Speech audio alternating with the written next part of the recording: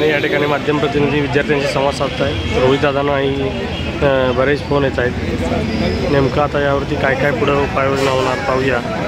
आणि मुलं देखील अगदी डपलीच्या तालावरती घोषणा देत आहेत, उत्साह वाढवत आहेत आणि गर्दी आता प्रचंड वाढलेली आहे। मुलं देखील बघा विविध कारणांसाठी निवेदनं घेऊन हातामध्ये रोहितदादा पवारांना भेटण्याचं झालेलं आहे।